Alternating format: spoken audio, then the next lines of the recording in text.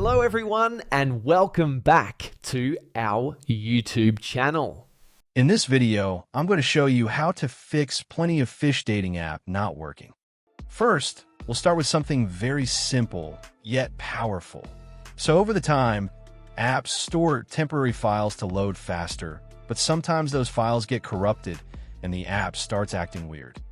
To resolve this issue, we will first head over to our device settings. From here, scroll down and tap on General. Once you're in the General Settings tab, look for iPhone Storage option and tap on it. Over here, you can either search for the app or you can scroll down and look for it. Then tap on the app.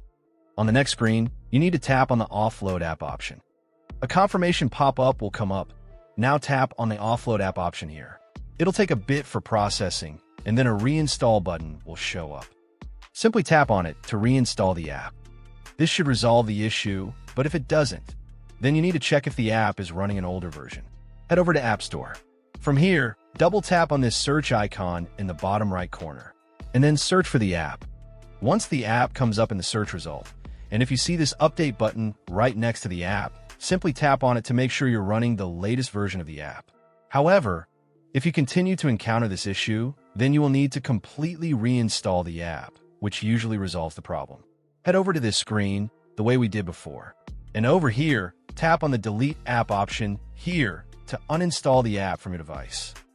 A confirmation pop-up will come up. Now tap on the Delete option here. Once uninstalled, open up App Store and search for the app in the search bar. After the app comes up in the search result, simply click on this cloud icon to install it back onto your device.